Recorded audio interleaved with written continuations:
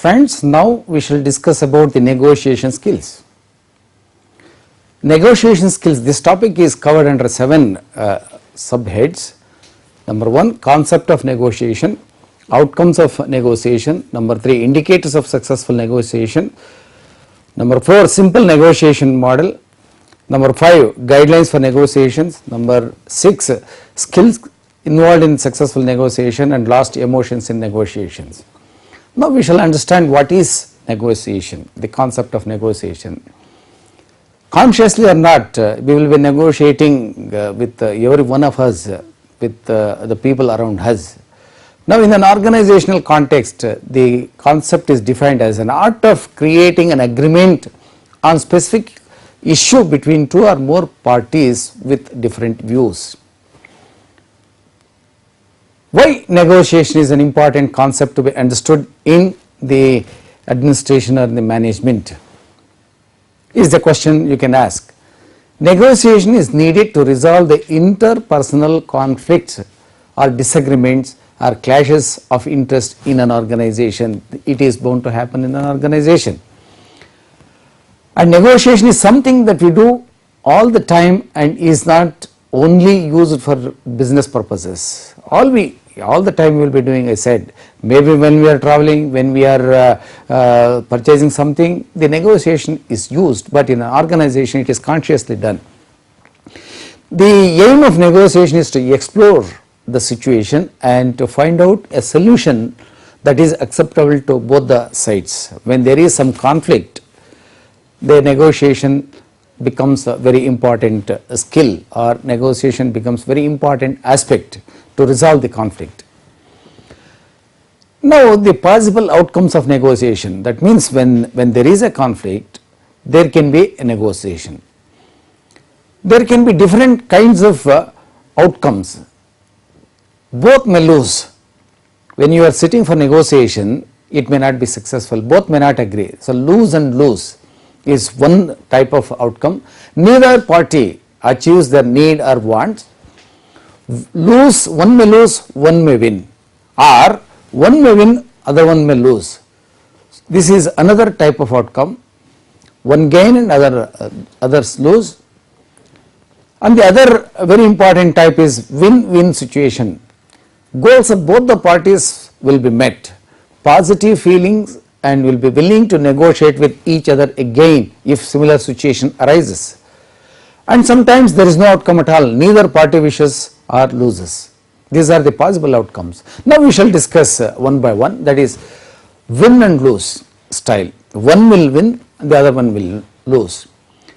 This is the most common type of negotiation. Here a person presses his or her own wishes at the cost of the other party. Then this negotiation style is viewed as a game to be won. Losing may be taken as a failure or a weakness and loss of status. In this style, the parties may use different tactics to win, like persuasion, argument, power, or even threat. The influence may be done to win a particular situation. If there is an enquiry, there can be an influence from the powerful parties. So when it is at the time of negotiation, there can be a lot of persuasion, lot of power, lot of influence used to win, and the other one will lose. The second one is avoiding style, non-cooperative as well as non-assertive here.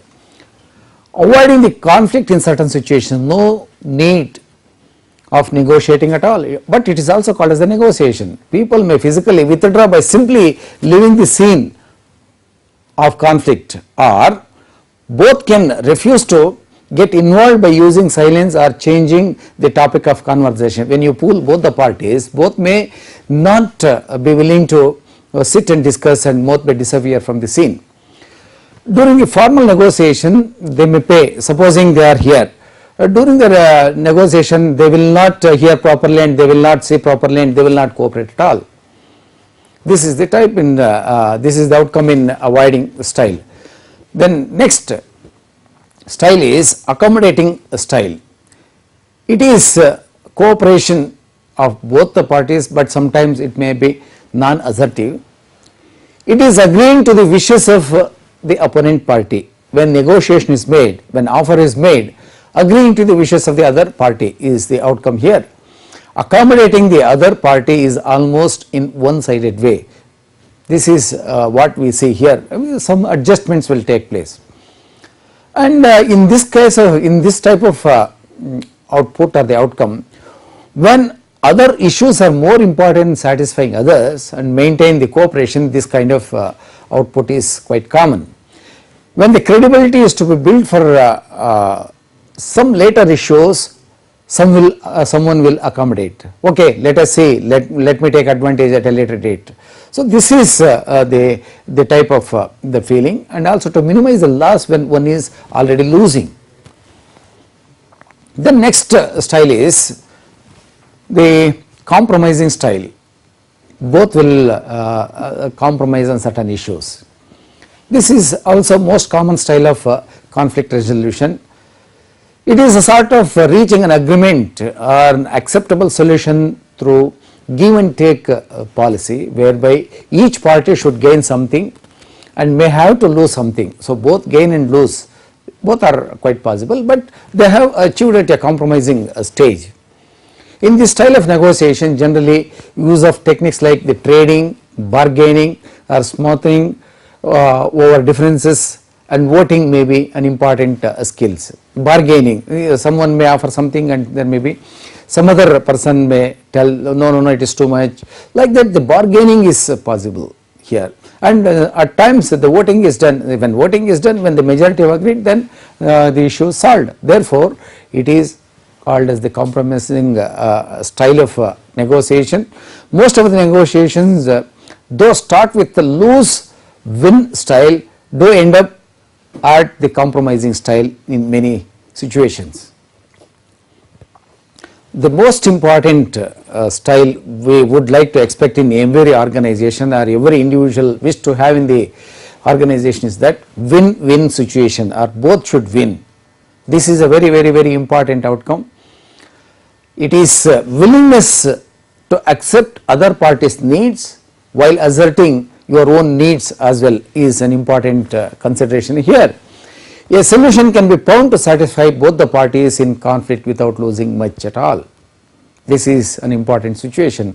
Most of the times it is not possible to have this kind of outcome, but a collaborator believes that it is worth trying to find out this kind of style. Now let us look at the indicators of successful negotiation. There are 5 indicators of successful negotiation. Number 1 is the clear agreement between the parties. When there is better outcome among the alternatives, the cost and time are efficiently used and ready to do business again with that person, and cumulative good results are obtained. So now there are a set of guidelines for negotiation.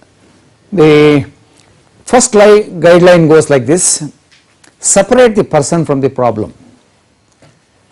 For this you have to put yourself in the shoes of others. What is the problem that he has? Try to start from where they are. What is the problem? Avoid discussing the personal characteristics of yours or others. Only focus on the problems. And coming to the second guideline, focus on interest, not on the positions. In the organization, there can be a superior officer, middle level and lower level officers. Don't consider the position or the status of an employee in the organization. Give importance for the interest, not the position. This is very important. This may create a situation of win or lose situation. Seek to understand their interest by probing to understand their self-interest plus exploring of your own, the person who is negotiating. Then consider options for mutual gain. Clarity in the type of interest and the benefit interest to be understood clearly before going to the negotiation. This is the third guideline. And if you look at the fourth guideline, identify the objective criteria. The criteria should be very objective. It should not be biased, independent of both the parties. And you have to use powerful tactics at this stage, like this is my final offer. it is a fair one, you take it or leave it. That kind of powerful tactics have to be used, and also arbitration has to be used while identifying the objective criteria. Then the next guideline is creating and developing the options. Several options or the alternatives. The interest may be seen to fall in three categories, all types of options: those which are shared or held in common, those which are simply different and unrelated, those which are in conflict. But the best alternative to negotiated agreements, which is abbreviated as BATNAs, is very, very important. Then there are certain skills required in successful negotiation. Number one, the first important skill is getting an agreement. You have to know your key interests and the alternatives. Here you have to handle the information very effectively and quickly, and ability to get into other person's shoes, or we call it as the empathy, understand the problem of others, awareness of the benefits and variables in what you offer to them, ability to generate options and suggestions that build on common ground, and ability to develop and manage an effective business relationship. All these things put together can be called as getting an agreement. This is the first skill involved in successful negotiation. Next is developing effective working relationship. Here one should be rational, ability to balance the emotions with the reason, then understanding the parties very effectively, the ability to grasp how other people see the things, then communication, the ability to consult and listen before deciding anything. You have to listen both the parties. Reliability, the ability to generate the trustworthiness amongst the parties whom you are dealing. Persuasive, the commitment to persuading the being done. Then respect, to the ability to respect the views and concerns of other people. Then the process skills are involved in the negotiation, certain process skills.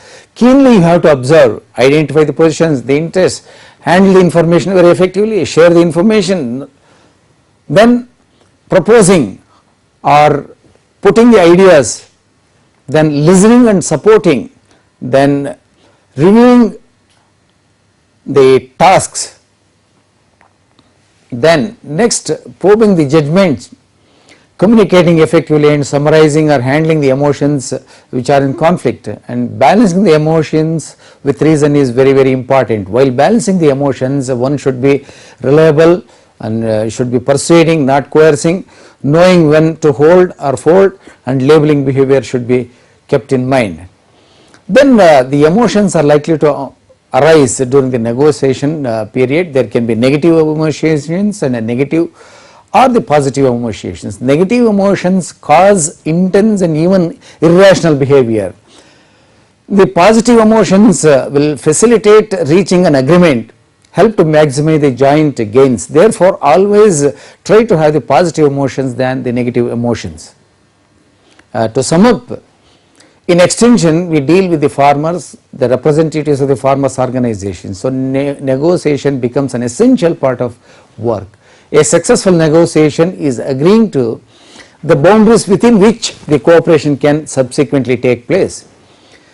The important elements of negotiation are getting agreement, these are the important skills, the developing good working relationship and controlling the emotions.